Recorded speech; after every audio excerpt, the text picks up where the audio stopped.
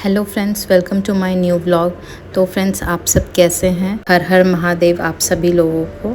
तो फ्रेंड्स, आज के इस खास और इन्फॉर्मेटिव वीडियो में मैं आपको भगवान शिव के 12 ज्योतिर्लिंग में से एक श्री त्र्यंबकेश्वर ज्योतिर्लिंग के दर्शन और यात्रा की पूरी जानकारी दूंगी। अगर आप महादेव जी के दर्शन करने त्र्यंबकेश्वर आने की प्लानिंग कर रहे हैं तो आप एकदम सही वीडियो को रेफ़र कर रहे हैं और ये वीडियो आपको पूरी तरीके से हेल्प करेगी। मैं इसमें बताऊंगी आप कब कैसे आएंगे और कैसे आप पूरा ट्रैवल कर रहे हैं यहाँ तक, उस सब चीज़ की आपको जानकारी इस वीडियो में मिलेगी। फ्रेंड्स, आप आज की वीडियो में आपको मैं ये बताने वाली हूँ जो गलतियाँ मैंने की थी मेरे दर्शन के दौरान में, वो गलतियाँ आप ना करें। इसके लिए मेरी वीडियो लास्ट तक देखिएगा जिससे आपको ये पता चल सके कि आपको वो गलतियाँ नहीं करनी है। और फ्रेंड्स, अगर आप मेरे चैनल पे न्यू हैं तो मेरे चैनल को सब्सक्राइब ज़रूर कर लीजिएगा ऐसी नई और इन्फॉर्मेटिव वीडियोस के लिए। तो फ्रेंड्स, हमने अपनी गाड़ी पार्क कर दी है और अब हम मंदिर की तरफ जा रहे हैं। हमने यहाँ से ही फूल ले लिया था। हम अपनी यात्रा की शुरुआत कर रहे हैं और अगर आप मेरी वीडियो देख रहे हैं तो कमेंट बॉक्स में हर हर महादेव ज़रूर लिखिएगा। तो दोस्तों, त्र्यंबकेश्वर ज्योतिर्लिंग जो है वो महाराष्ट्र राज्य में नासिक ज़िले में स्थित है और नासिक की प्रॉपर नासिक सिटी से अराउंड 30 किलोमीटर्स दूर है। ये त्र्यंबक गांव में स्थित है त्र्यंबकेश्वर ज्योतिर्लिंग। एंड यहाँ से ही बोला जाता है गोदावरी नदी का जो उद्गम है, ओरिजिन ये यहीं से हुआ है सह्याद्री पर्वत से, और ये हर चारों तरफ से सह्याद्री माउंटेन से घिरा हुआ है। यह मंदिर शिव जी के 12 ज्योतिर्लिंग में से 8वां ज्योतिर्लिंग है और ऐसा कहा जाता है यहाँ पर महादेव जो हैं वो ब्रह्मा, विष्णु एंड महेश ये तीनों रूप में विराजमान हैं। पूरे साल यहाँ करोड़ों भक्तजन भगवान के दर्शन के लिए आते हैं और सबसे ज़्यादा भीड़ आपको सावन के महीनों में मिलती है यहाँ पे। तो चलिए दोस्तों, इस वीडियो में आगे बढ़ते हैं और एकदम शुरू से शुरू करते हैं कि आप इस मंदिर तक कैसे पहुँचे। तो सबसे पहले बात करते हैं ट्रेन की। तो नासिक में ही well connected Nashik road railway station है जहाँ पे हर मेजर स्टेशन से, मेजर शहर से आपको नासिक के लिए ट्रेन्स मिल जाएंगी। एंड नासिक रेलवे स्टेशन के बाहर ही त्र्यंबकेश्वर के लिए आपको डायरेक्ट बस मिल जाएगी। तो नासिक रेलवे स्टेशन से त्र्यंबकेश्वर तक का जो डिस्टेंस है वो 38 किलोमीटर है एंड बस उसके लिए चार्ज करती है 50 से 60 रुपीज़ के बीच पर पर्सन। इसके अलावा नासिक में सिटी बस स्टैंड और सेंट्रल बस स्टैंड भी है, वहाँ से भी आपको डायरेक्ट त्र्यंबकेश्वर के लिए बस मिल जाती है। एंड अगर हम बात करें पुणे, औरंगाबाद एंड मुंबई, यहाँ से भी डायरेक्ट त्र्यंबकेश्वर के लिए बसेस मिलती हैं और कनेक्टिविटी काफ़ी अच्छी है। तो पुणे से त्र्यंबकेश्वर की दूरी करीब 245 किलोमीटर है, मुंबई से 205 किलोमीटर और औरंगाबाद से 210 किलोमीटर है। इसके अलावा अगर आप प्राइवेट टैक्सी से आते हैं तो वो आपको आने जाने दोनों के मिला के 3000 से 3500 रुपये के बीच में चार्ज करती है। और नासिक में इंटरनेशनल एयरपोर्ट भी है तो वहाँ से त्र्यंबकेश्वर टेम्पल का डिस्टेंस जो है वो 50 किलोमीटर्स है। इसके अलावा पुणे एंड मुंबई एयरपोर्ट से भी इसकी कनेक्टिविटी काफ़ी अच्छी है। तो दोस्तों, आप यहाँ पे अपने हिसाब से जिस भी माध्यम से आपको लगे, ट्रेन, बस या अपनी गाड़ी से, फ्लाइट से, जैसे भी चाहें वैसे आ सकते हैं। तो दोस्तों, हम 10 बजे मंदिर के परिसर में एंटर कर गए थे और हम वीकेंड पे आए थे संडे को। इसके लिए उस दिन भीड़ थोड़ी ज़्यादा थी तो हमने सोचा कि वीआईपी पास लेकर के हम जाएंगे दर्शन करने के लिए। बट हम यहाँ पे आए तो हमें बोला कि वीआईपी पासेस लेना पड़ता है पहले से और उसका काउंटर अलग है, तो अभी हम वहाँ जा रहे हैं वीआईपी पास लेने के लिए। तो फ्रेंड्स, बात करते हैं रहने का। आप धर्मशाला में भी रुक सकते हैं और आप होटल में भी रुक सकते हैं। धर्मशाला का जो स्टार्टिंग रेंज है वो 300 से स्टार्ट हो जाता है और आपको होटल के नॉर्मल रूम्स जो है वो 800 रुपये से स्टार्ट हो जाते हैं और आपको एसी रूम 1200 से 1500 के बीच में आपको अच्छा एसी रूम भी मिल जाता है। तो दोस्तों, कोशिश करिएगा कि आप अपने होटल को मंदिर से 200 मीटर के डिस्टेंस पे ही लें, ज़्यादा दूर नहीं लें। तो फ्रेंड्स, जब आप यहाँ पे आएंगे तो आपको यहाँ पे एक मार्केट मिलेगा मंदिर परिसर के बाहर और मंदिर परिसर के अंदर भी। तो आप वहाँ से अगर चाहें तो वहाँ से फूल और प्रसाद ले सकते हैं। और जब आप भगवान को चढ़ाते हैं शिवलिंग पे और जब पंडित चढ़ाते हैं तो वो आपके प्रसाद को वापस कर देते हैं और सिर्फ वो आपका फूल चढ़ाते हैं भगवान को। तो दोस्तों, आपसे अनुरोध होगा कि आप बहुत पहले अपने जूते चप्पल को ना उतारें। मंदिर में जस्ट एंटर करने के पहले आपको वहाँ पे मिलेगा ऑप्शन जूता चप्पल उतारने का। लोग जमा करा रहे होंगे, वहाँ पे ही आप अपने जूते चप्पल को उतारें। हमने अपने जूता चप्पल को बहुत पहले ही उतार रखा था, अपनी गाड़ी में ही डाल दिया था, जिससे हमें बहुत देर तक हमें पैदल नंगे पाँव चलना पड़ा था। और हमें ये पता भी नहीं था कि VIP दर्शन के लिए जो पास मिलता है वो बिल्कुल परिसर से बाहर जाके है। आप देखे होंगे कितना चल के हमें जाना पड़ा। तो मेक श्योर कि आप ऐसी गलती ना करें। तो हम उस जगह पहुंच चुके हैं जहां पे हमें VIP टिकट्स मिलने वाली हैं। और अगर आपकी पहले से आने की प्लानिंग है तो आप ये सारे स्टेप फॉलो करके आप ऑनलाइन दर्शन के रिसिप्ट लेके आ सकते हैं और उसे मेन गेट पे दिखा सकते हैं जब वो पूछते हैं आपसे कि आपके पास VIP एंट्री की टिकट है कि नहीं है। और ये कुछ उनके रूल्स हैं, जैसे कि आपको यहाँ पे जितने भी मेंबर्स होते हैं उन सब के बायोमेट्रिक करते हैं वो, छोटे बड़े सबके। एंड 10 साल से ऊपर के बच्चे के पैसे लगते हैं और बाकी एडल्ट्स के पैसे लगते हैं। और जब हम VIP टिकट्स लेते हैं तो वो कैश देने को ही बोलते हैं, इसीलिए मेक श्योर कि आप अपने पास कैश रखें। तो हमने अभी टीका लगवा लिया है और अब हम जाएंगे मंदिर की तरफ वापस। तो फ्रेंड्स, आप जब भी यहाँ पे आते हैं तो आपको वीकडेज़ में अपार्ट फ्रॉम सावन का महीना, आपको वीकडेज़ में फिर भी भीड़ कम होती है और वीकेंड्स पे बहुत ज़्यादा भीड़ होती है, specially Saturday Sunday and Monday भी कभी कभी होता है भीड़। तो आप अगर उस टाइम पे आते हैं तो आपको VIP पास लेने की ज़रूरत पड़ सकती है अगर आपको जल्दी दर्शन करके और वापस जाना है तो। वरना अगर आप वीकेंड्स पे आते हैं तो आपको नॉर्मल जो विदाउट VIP टिकट है, जो नॉर्मल एंट्री है, उसकी बहुत लंबी लाइन होती है और उसमें सुबह से शाम भी हो जाता है। बट आप बाकी के वीकडेज़ में आप नॉर्मल एंट्री से फिर भी जा सकते हैं, बट वीकेंड में आपको बहुत टाइम लग सकता है।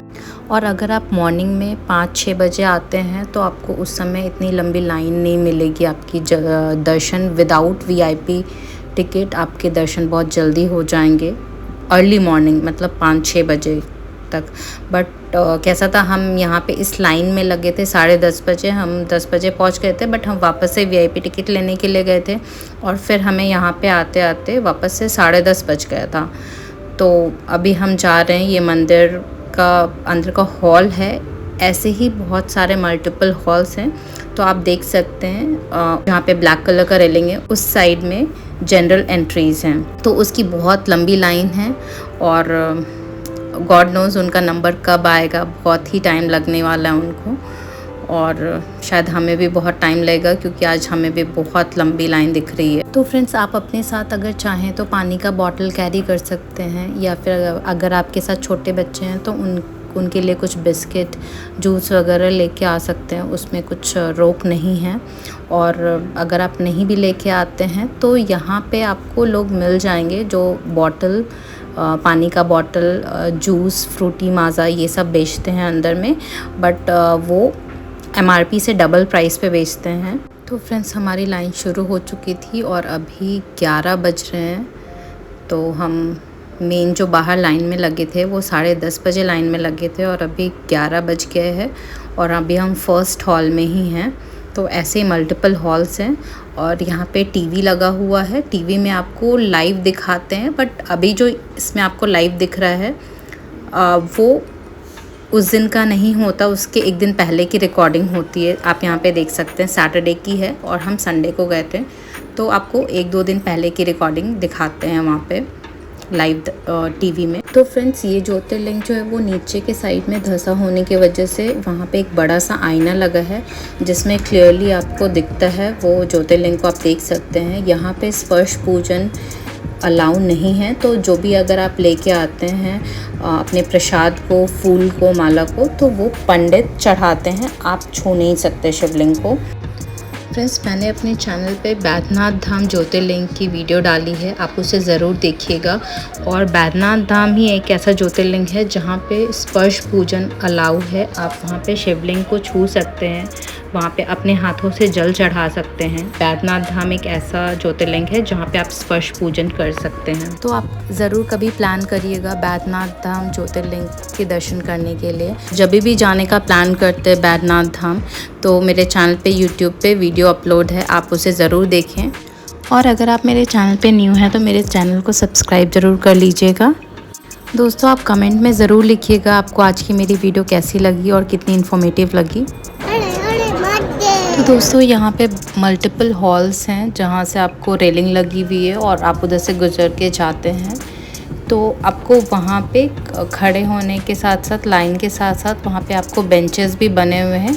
तो एक बार आपको खड़े होके लाइन में चलना है और एक बार आपको एक साइड में आपको बैठने के लिए मिलेगा। तो वो ऑल्टरनेट करके बेंचेस हैं और रेलिंग है लगी हुई, ताकि हर किसी को थोड़े थोड़े देर बैठने का चांसेस मिले। तो ये लाइन एक्चुअली काफ़ी लंबी लाइन है। इसके जस्ट पैरेलल में जनरल लाइंस हैं, आपको यहाँ से वो नहीं दिखेंगी।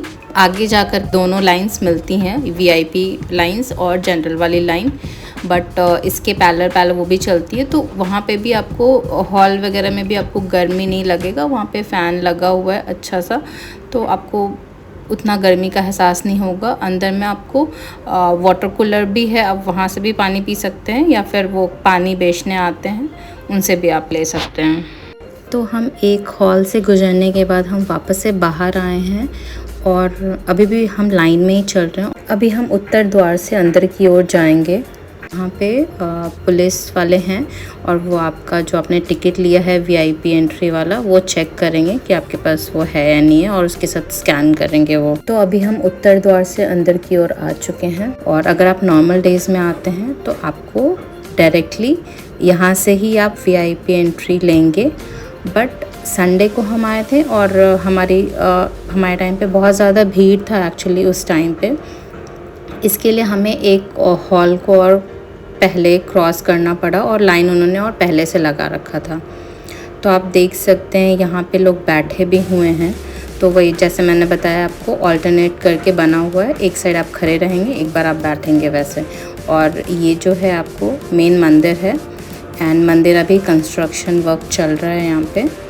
तो इसके लिए यहाँ पे आप देख सकते हैं बैम्बू एंड ऑल लगा हुआ है यहाँ पे। तो फ्रेंड्स, हमने ऐसे वाले जो हॉल हैं वो 4 हॉल क्रॉस करने के बाद में हम इस लाइन में लगे हैं, जो मेन लाइन है जहाँ पे आपको नंदी जी का मंदिर है, और उसके बाद उसके जस्ट बाद वो शिवलिंग है, वो गर्भगृह वाला मंदिर है जो मेन मंदिर है। तो आप ये जो लाइन देख रहे हैं, ये लाइन जो है यहाँ पे ही आके दोनों लाइन मीट करती है। आप इस लाइन में देख रहे हैं, एक साइड में आपको राइट साइड में वीआईपी वाली लाइन चल रही है और लेफ़्ट साइड में आपको जनरल वाली लाइन चल रही है। तो जनरल की 2 लाइन है और वीआईपीज़ वाली एक ही लाइन है।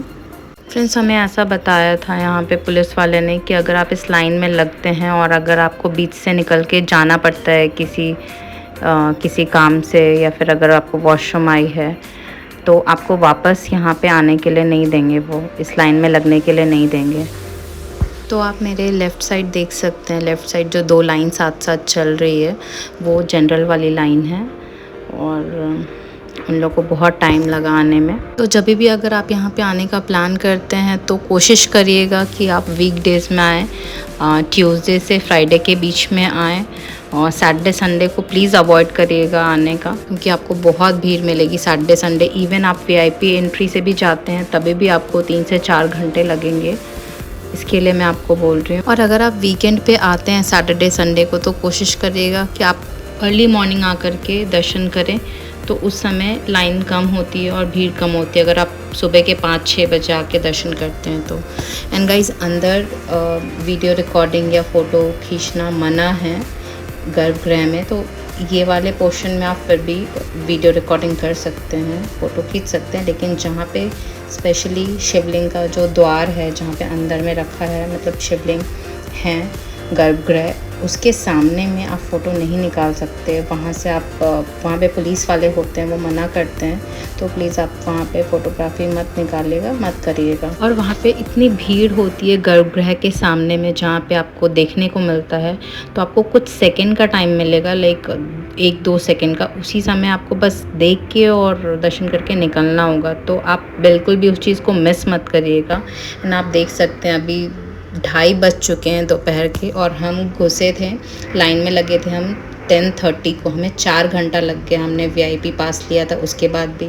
तो हम अभी ये लाइन में लगे थे प्रसाद लेने के लिए। यहाँ पे प्रसाद के लिए आपको लाइन में लगना होता है, वो परचेज़ करना होता है। एक डब्बा मिलता है जिसमें लड्डू होता है प्रसाद के रूप में, और वो 20 रुपये का वो डब्बा मिलता है। पौराणिक कथा के अनुसार कहा जाता है कि ये क्षेत्र गौतम ऋषि की तपोभूमि है। गौतम ऋषि ने गौ हत्या किया था, उसके पाप से मुक्त होने के लिए उन्होंने महादेव जी की कठोर तपस्या की, जिससे महादेव जी ने प्रसन्न होकर वहीं पे विराजमान हो गए और गोदावरी नदी को प्रकट किया। अगर हम इस मंदिर की आर्किटेक्चर के बारे में बात करें तो ये मंदिर नागारा स्टाइल आर्किटेक्चर में बना हुआ है। तो फ्रेंड्स, अब हम इस मंदिर से निकल के गोदावरी कुंड जाएंगे, जहाँ से बोला जाता है गोदावरी का ओरिजिन होता है, गोदावरी नदी का। इस मंदिर में विशेष पूजा भी करा सकते हैं, जैसे अभिषेक, नारायण नागबली की पूजा, काल सर्प दोष की पूजा, ये सब भी करा सकते हैं एक पंडित की मदद लेके। 5 मिनट्स वॉक करके हम गोदावरी कुंड आ चुके हैं यहाँ पे। और आप किसी से भी वहाँ पे पूछेंगे, आपको कोई भी डायरेक्शन बता देगा कि गोदावरी कुंड जाने के लिए आपको कैसे जाना है। वहाँ पे ऑटो वाले भी रहेंगे, बट आप ऑटो के चक्कर में मत पड़िएगा। वो बिल्कुल वॉकेबल डिस्टेंस है मंदिर के एग्जिट से, तो आपको बस थोड़ा सा चलना है, हार्डली 5 मिनट्स का वॉक, और आप वहाँ पे पहुँच जाएंगे। तो कहते हैं कि जब सावन का टाइम मेला लगता है, सावन के टाइम में लोग आते हैं शिवलिंग के दर्शन के लिए, तो यहाँ पे लोग नहाते हैं, यहाँ से ही गोदावरी नदी निकलती है। इसके अलावा यहाँ पे घूमने के लिए यहाँ से 7 किलोमीटर दूर हनुमान जी का जन्म स्थल अंजनेरी पर्वत है, आप वहाँ पे भी जाके घूम सकते हैं। तो आज की मेरी वीडियो अच्छी लगी हो तो मेरी वीडियो को लाइक करिएगा और मेरे चैनल को सब्सक्राइब करिएगा। हर हर महादेव। बहुत बहुत धन्यवाद मेरी वीडियो को अंत तक देखने के लिए। मिलते हैं अपने अगली वीडियो में।